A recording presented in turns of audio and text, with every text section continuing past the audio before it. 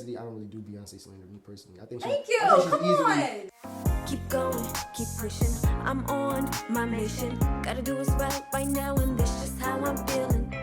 Keep going, keep pushing. I'm on my mission. Gotta do what's right now, and this just how I'm feeling. Keep going, keep going. You got it, babe. Going, keep going. Yeah. Going, keep going. Yeah. Hey guys, welcome to the Keep Going, Keep Pushing podcast. I'm your host, Jade, and I'm so excited for this next guest. His name is Freddie Foolay. Yep. He's a music artist representing Philly, and we are actually working together right now on a film. So I just wanted to have you on. I had to have you on to just talk about music, talk about just what it's like to be a creative. So I'm excited to have you on. I'm glad to be here. Thank you for having So me. let's get into how we met. Let's talk about that a little bit. So we're working on this film. Can you tell them what the film's about? Yeah, so the film, without going into like too much detail, it's about the adversity an up and coming artist faces trying to break through the mold in the creative space and reach the next level of his career. And he feels like the only way that he can really do that is to, make certain connections. One being with this local blog that it has an anonymous writer.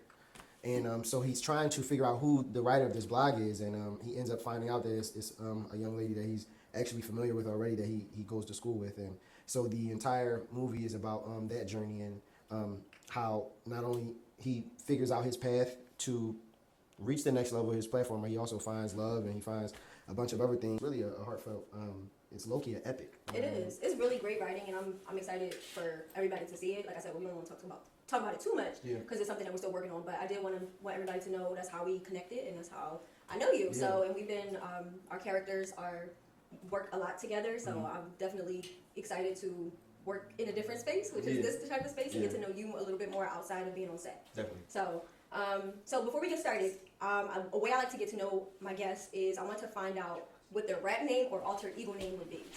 What is the name that you would call yourself? Like besides Freddie Foolay, it's funny. I've been like battling with that for a long time. Not battling, but like just thinking about it for a long time because my family calls me something totally different, which is interesting. You know the name, but we're not gonna give away how. But my family calls me Val or Val D, and I always thought that could be a cool like rap name. I didn't think about it growing up as much, really until after I already like was moving forward with Freddie Foolay. But the more I got into just myself and everything, I thought maybe like it would be cool for that to be like my name because it's the name that like the people that know me best call me. So I thought like it would be cool to share that with my audience as well. I think it's dope. Like I honestly didn't know that. To be honest, I didn't know that backstory. I mean, I've heard it, but I didn't know that was the backstory. But it's unique. It's dope, and I mean, it's you. So if you did do something with it, it would be dope because nobody else has that. Yeah, that's one of the reasons. Yeah, because I know like don't get me wrong. I think Freddie Foolay is unique too and dope in its own way, but there are other like Freddies. You know what I mean? Yeah. And then I also just feel like for a long time growing up, the reason I didn't like go by that name, even though it's the name that like my family calls me, so my birth certificate, like it's my middle name. I didn't go by it because it was so hard to get people to learn how to pronounce it, and I hated having to go through that, like teaching people over and over again like how to say my name. Right. But like the person I am now and everything I've been through, I'd be unapologetic about it. Right. So that's why it's not that I never had pride in it. It's just now I'm like, it's more like I don't care. Like you just gonna have to get in and fit in how it is. Like you gonna call me my name. Right. Yeah, it's like a respect thing almost. Like I don't know how to explain it besides that, but yeah. I think you should do something with it. Definitely do something with it for I like sure. that. I think you should do with it because it's unique to you. You know, it's unique to you. Okay, so let's get into the beginning. Can you tell me your story of what it was like being a young kid, like growing up in Philly? Growing up in Philly, I mean, there's so many layers and aspects and pockets, but I would say more so than anything, like there was definitely always fun to be had. I think one thing about Philly is that like, even though we come from a very rough environment, everybody in Philly like really knows how to have a good time. We make jokes out of anything. We gonna make fun out of anything. So you know, we gonna make it big. Like we gonna figure out a way to make it big. And I think that's in a lot of ways that might be how some people cope with everything that they have going on, or just it might just be our spirit. So it was definitely a lot of adversity. I think growing up, especially like when I grew up, I went to school. First, I went to school in my neighborhood, which was Southwest when I was smaller, elementary school. But what school is that by I went to Patterson in kindergarten. Okay. In Southwest Philly. Okay, because I went to school. The reason I asked is because I went to school in Southwest Philadelphia. Okay. I went to at the time I was at Renaissance Advanced Charter School, which is the school my mom worked at. Okay. So I'm just curious because I have roots in Southwest as well, starting out. So, that's cool. I don't know that school, but I know how schools are in Southwest. So yeah, I know how that could be. How long was you going there? I was there for a short time because after that I went right back into private school. Okay. So I was only there for a short time. I would say like 1st and 2nd grade I did there. Yeah. And it was cool because my mom worked there. Okay. And so I got special privileges. Right. But after that I went to private school and then that's when I moved to Jersey. So I wasn't there very long. But. Okay. I mean that's sort of similar. I only went to Patterson for kindergarten. Okay. And then like after that I was going to school in the Northeast. Okay. Me and my siblings got bused out to school in the Northeast. So I would take a 2-hour bus ride. Like I would be getting up at like 4:30 in the morning to get on the bus to go to this school called J.H. Brown and for elementary. So I went there from 1st to 6th grade. And then around 6th grade is when I moved to the Northeast. And still by this time, like I still wasn't like really into music like that. I was just actually getting into like hip hop, honestly, like rap. I hadn't really even like, I couldn't say I had a favorite rap artist or nothing like that at that time. So I'm living in the Northeast, going to school in the Northeast, and I think around 7th or 8th grade. Yeah, 7th grade is when I remember like downloading like my first mixtape. It was Meek. Meek was like one of the first artists I ever downloaded. That was rap, obviously, a rap artist I ever downloaded. So when it comes to like my artistry, I always have to like pay homage to Meek in the city for that because I hadn't listened to a full body of work from any rap artist up until that point. So, and then 8th grade. I'm still just, getting my feet wet with rap and stuff like that. I was playing music from 3rd to like till I graduated high school though. Like I started playing drums in 3rd grade and that carried over to middle school and then I had like a really cool like band teacher. My drum teacher really like I guess she just believed in me, so she submitted my she basically like forwarded me into like auditioning for the All City Music School band. Oh, nice. And then I made that and that kind of boosted my confidence because at that point I was just playing because I liked it. It was just fun. So I wasn't thinking about like excelling or like being considered good. I was just doing it because I liked it and I liked learning it. You know what I mean? Oh wow. I never knew that you had a background in playing drums. It's so dope. That's literally like that's my favorite instrument. Yeah, no, it's like that. And it's funny, I was gonna play trumpet at first, but they didn't have any. So I was like, I'll play drums, like for sure I'll play drums, it's nothing. Dope. So yeah, once I got my confidence there, I auditioned to go to Kappa. Okay. So which was like I don't know what it's like now, but it was like nerve-wracking then. You know what I mean? You had to sight read. You had to have a piece that you rehearsed. You had to know like a significant set of rudiments. Wow. And like you were expected to sight read a piece on the spot that they present to you. Like you don't know nothing about the music. They just put one in front of you and like read that and play it. And so, and I thought that I crashed out on that drawing. I didn't think I did good on the sight reading. I knew all my other stuff was good, but I wasn't confident in my sight reading. But I ended up making it. And I had a choice between Kappa and Central and Northeast Magnet. And those were the only 3 schools I applied to. I didn't even apply anywhere else. And then I got into all of them. So it was like, really it was between Kappa and Central for me. Okay. And I always thought that I was going to go to Central and then go to like Penn State, Maine. That was like what I imagined for myself from like 2nd grade. And then it just all changed when I started falling in love with music. So I went to Kappa instead. And then Kappa is really where I started like rapping and recording myself. When I was in 10th grade, I'll never forget it. This is really what started me like actually rapping. I was failing geometry, and I tell the story all the time. But I was failing geometry, and I had a geometry teacher that was like she was cool, but she wasn't like super artsy, but she just loved she loved that she was able to teach at an art school. And she was like really low-key, like a really cool mentor to me now that I think about it. But she was like, yeah, you're failing this class, and if you don't like do good on this next project, you're going to be repeating this class. And I was like, dang, that's crazy. She was just like, if you want to pass, you're going to have to do a project, and you're going to have to incorporate your art into the project. I don't care what you do, but you need to make it math. Like it has to be geometry and it has to be your art, and you need to use your art to communicate that. That is so cool. And so I did.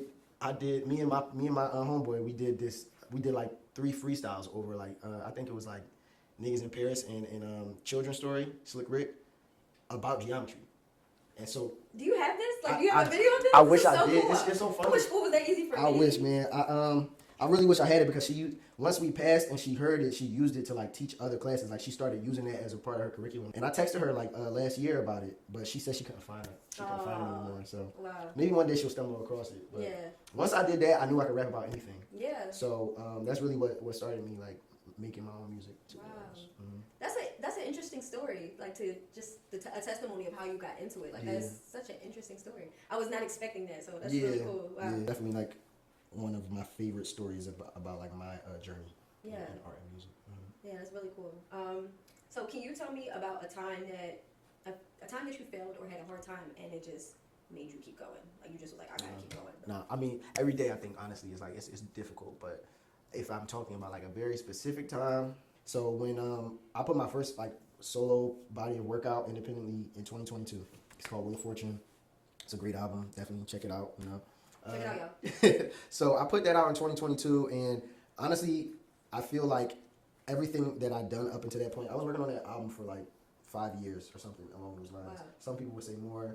I think that's about the average amount of time when I think about it. It was about 5 years.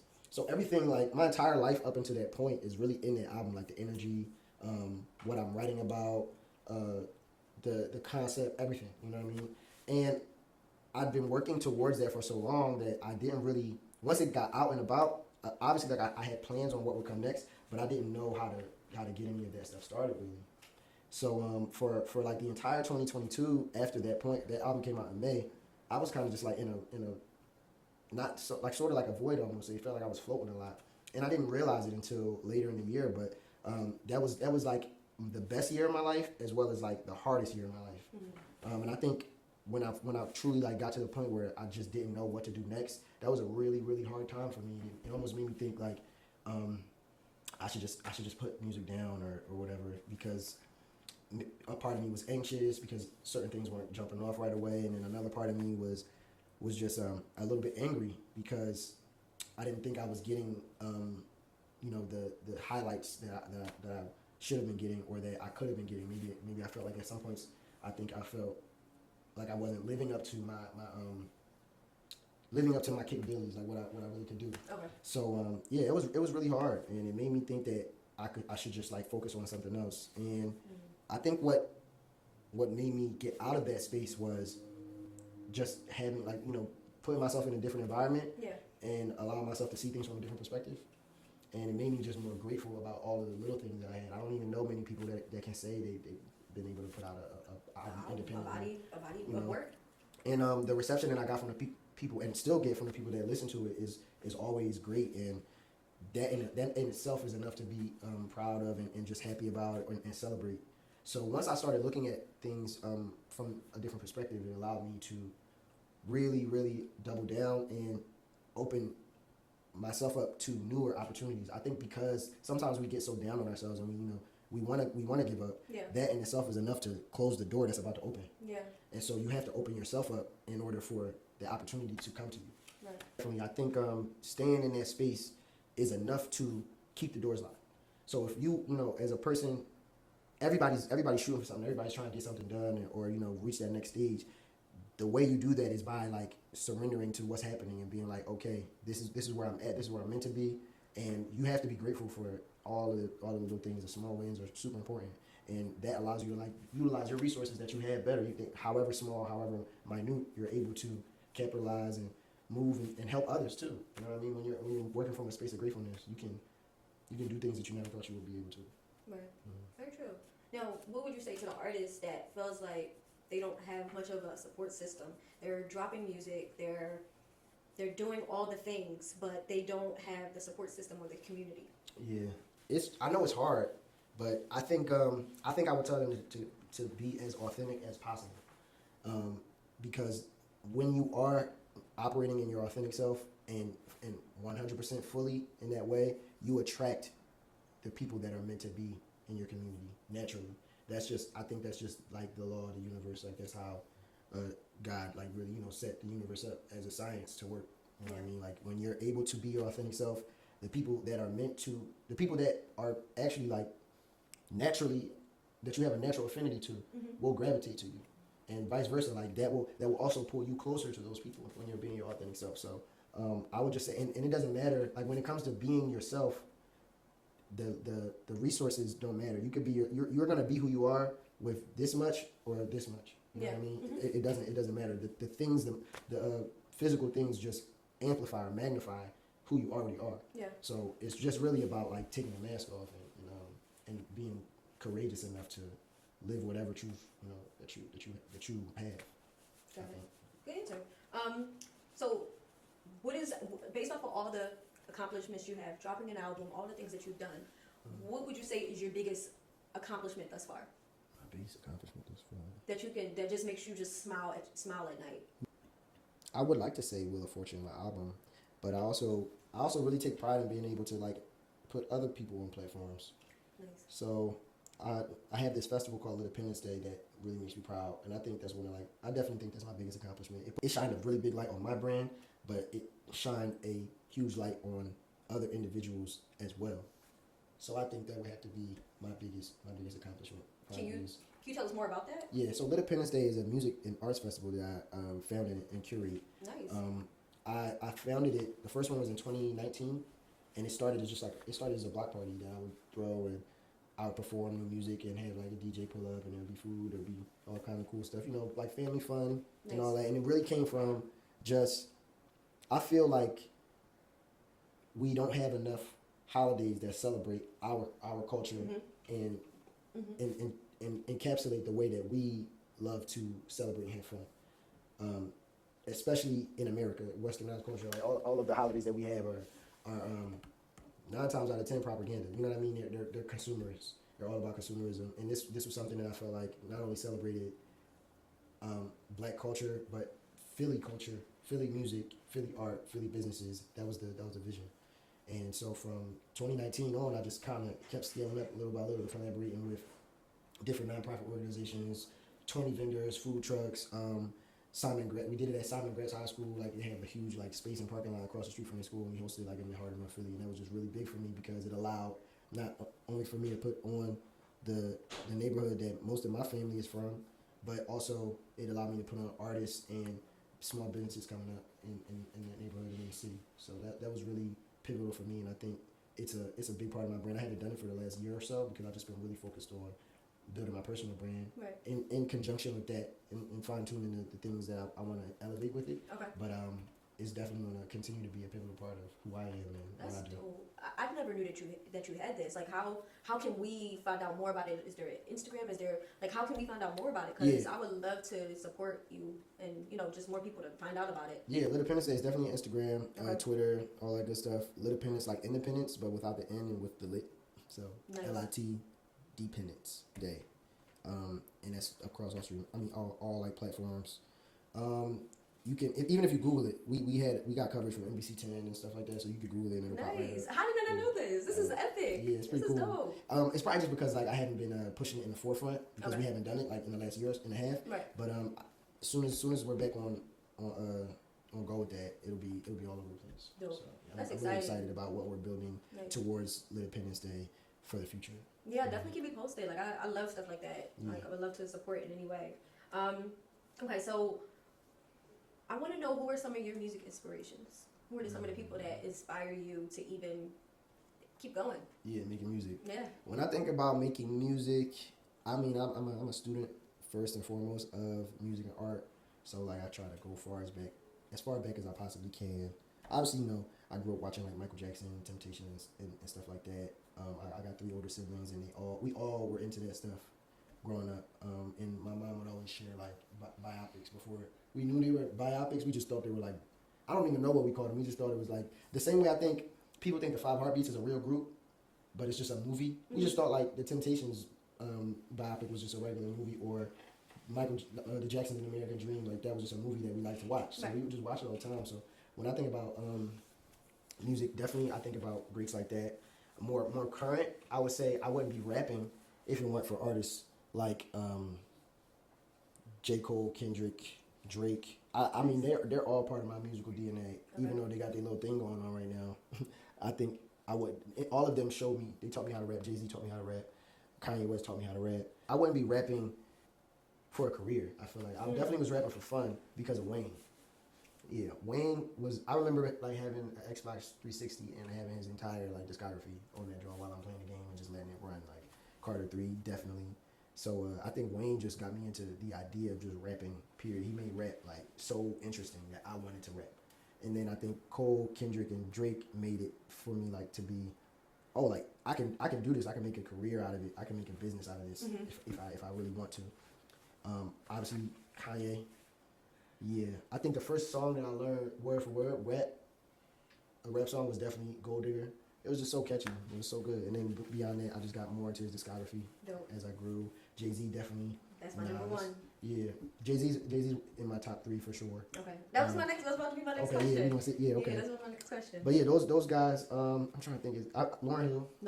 Without a doubt, she made rap like. I don't want to say she brought a soul to it, but she brought a different element. She brought vulnerability, I'll say, to it in a way that the others didn't. You know what I mean? I love Miseducation of Lauryn Hill. It's my favorite album. One of my favorite albums. It's so. I have it on vinyl. Really? See, I'm working on getting my vinyls together. I'm about to get into it because it's just more of a, I don't know, it's more of a vibe than just streaming on your phone. Yeah, it's the only vinyl I got so far, but it was gifted to me. Oh, nice. Yeah, it was dope. Well, this all ties into what I was about to get into next, which is we're going to play a game of this or that. All right. Okay? And it's going to be a music edition. Okay. So you kind of answered it already, but just answer it again. Okay, so music edition, 90s R&B versus 2000s R&B. That's hard, actually, for me. Because I really like 2000 R&B. I know we think the 90s is such a golden era, and it is, but early 2000s is really good too. It is. It's gonna be 90s though. 90s? Yeah, especially because I think my favorite R&B song right now, I just gotta check it just to make sure I'm not tripping that that's the 90s. Because it could be 2000. But I say 90s. I love the 90s. Yeah, the 90s go crazy. 2000s is dope, but 90s is just. The 90s go crazy. Well, actually, one of my favorite R&B songs right now is early 2000s. It's Case Missing You. I love Case Missing You. That's a hard record. It's so hard. Yeah. Really I scream it in the car. I blast it and scream really? it. Yeah, it's bad. It's really bad. Yeah. Hey, that's your song. Yeah, if you ever catch that song on, you can pan over to me and see me singing and screaming it like an episode of The Office or something. Hey. So who's your greatest rapper? Well, you kind of just answered this. Greatest rapper of all time. It could be top 3. But you know, it varies because it's not always Jay-Z. It mostly is, but sometimes it's like Andre 3000. You know what I mean? Yeah, he hard. But no, pound for pound, it's Jay. Jay? Yeah, okay. pound for pound. Me too. I mean, Jay, he's my top. He's one. Next would be Biggie, and third for me would be J. Cole. Those are my top 3. That's a fair top 3. I'm not mad at that at all. I just love I like more of like New York rappers. Yeah, and you know Cole's. You could consider him like a hybrid New York Southern rapper because he spent so much time there. Yeah, he just gives me that vibe, and I just like when people can say something deep. Like I mean, the new rappers I'm cool with them, but I just love when somebody can just make you think. Like, and I feel like those 3 people like have took me there where I'm like, oh dang, I can peep that. Okay. Yeah. So, best album of all time.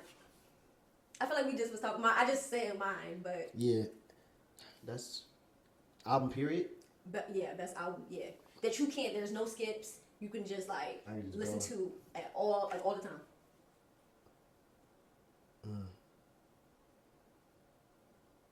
That's hard for me.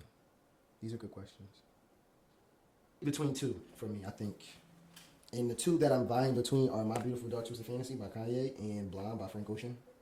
Nice. Those 2 albums are just honestly amazing to me. I have to go listen to them. You haven't heard? You haven't heard? No, wait. I don't know. Stop. You don't know My Beautiful Dark Twisted Fantasy?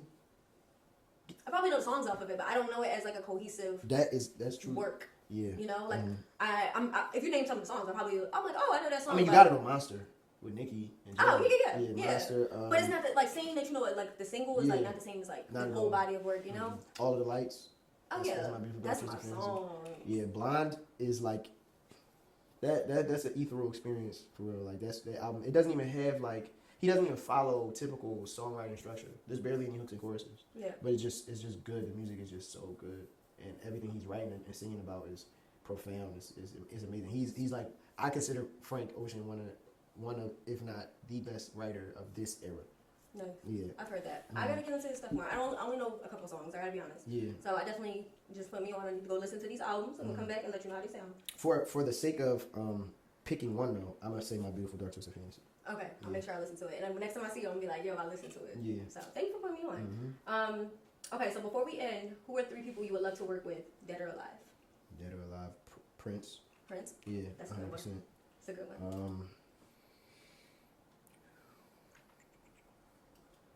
Dang, dead or alive, Nipsey.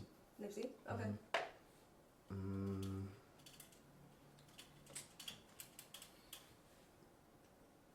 This last one's a little difficult. I know it's hard. Yeah, this last one hard. I'll tell you mine. What do you think? Okay. Mine would be Aaliyah, Okay. Jade. I said my name. You. Aaliyah, Sade. Okay. I just feel like they just are so dope. Mhm. Like especially Aaliyah. Like she's my vibe all day. Yeah. Aaliyah, Sade, and Jay. Jay-Z? Mhm. Jay-Z definitely. I think I feel I don't know, when I think about working with Jay, I don't have no I think I'm gonna work with him. Like I truly feel like that's gonna happen for me. So I'm not Period. like, I don't know, when I'm thinking about like Stevie Wonder. Stevie, Stevie. Legend. Okay. Mhm. Yeah, I wasn't expecting that. I have to work him or Quincy Jones, but I'm gonna say Stevie Okay. because I feel like I don't know, something about working with Quincy Jones don't seem too far out the way for me either. But I think Stevie don't be around like as much. Quincy be around, like he be around with the people. Yeah. You know what I mean? He still be moving and shaking even at his age. So not that Stevie doesn't, but I don't hear about Stevie being in certain rooms as much. Like if you do catch Stevie, like how Drake caught Stevie for Take Care randomly, and he played harmonica, like that. You don't hear stories like that. Yeah. But you hear about Quincy Jones being around. So, but yeah, I would say those three: Prince, Nipsey, and Stevie Wonder. Wow. I was not expecting that those top three, but different. That was different. I thought we were gonna say like more rap people, but Yeah, it's that's funny. surprising. It's funny, like even though people know me most for rap, I would say my favorite genre is probably R&B though. When Wow, I'm soul really? music. Yeah, Nice. like, I'm if I knew how to sing, I probably wouldn't rap as much. Got it. But like I can hold a tune, so I try to sing on songs, and you know that definitely carries me to some extent. But if I really know how to sing, Yeah. I don't know if y'all hear as much rap. Wow, because R&B is your favorite. That's how I am too. R&B is my number one. Then it'll be hip hop. Yeah, Because I just grew up with R&B more right. as a kid, but hip hop would be my second, and then I like all genres. So Yeah. this, to me as an artist, Yeah. you gotta be as versatile. You gotta be able to do country. You gotta be able to be like versatile and be able to understand all genres. So Yeah, shout out Beyonce. yes, since we talking about country, right? she ate that album down. Listen, the I love argument about Beyonce in any capacity, I don't really do Beyonce slander, me personally. I think Thank you. I think Come on. she's easily like our greatest artist of this era. Alive, Yep, I agree. there's no question. But people, I don't know what it is. People, you know, when you're the best, people go and hate, and people try to denounce her artistry. You can't take that away from that woman. It's that woman hard. has. I don't understand how you can. I don't Like, understand the you can arguments. say you're not a big fan of her, or you Yeah. can say I'm not crazy about her music, but to denounce her and say she can't sing or Right, she it's- can't perform It's is delusion. wow. It's pure delusion. Yeah. There's no way around it. Other Yeah. than that, for me, I feel like, and it's her work is just so, it speaks for itself so much. Her work ethic. is Especially now, like with the country album, I don't see how you can even. Anybody spitting. Give her flowers. Yeah, you gotta just give her flowers. Yeah. You can't shade it. It's Yeah, just. she's the best. She is Yeah. the best. Yeah. So I'm glad somebody said it because some Yeah, people too. be trying to be disagreeing with me, and I'm like, Yeah. she's the best. It's crazy work. Period. I love Beyonce. So before we end, I want to end off with what would you say to your younger self? Oh, that's pretty cool. To my younger self, Yeah. I would probably say, you don't have to look up to anybody but you. Like you can look up to like what you're doing is worthy of being looked up to. Nice. Nice. Well, that concludes this episode of Keep Going, Keep Pushing. Thank you so much for being here. Where can they find you? Can you let them know where they can find you? Yeah. So y'all can find me everywhere. Freddie Foolay across all platforms. Freddie with an IE, not a Y. So I'm going to put it right here, too. yeah, you could Google it. You could do what you want. Type it in wherever. It's going to pop up. Dope. Well, thank you guys again for tuning in. I'm your host, Jade, and I will see you in the next one. Thank you. Keep going, keep pushing. I'm on my mission. Gotta do what's right.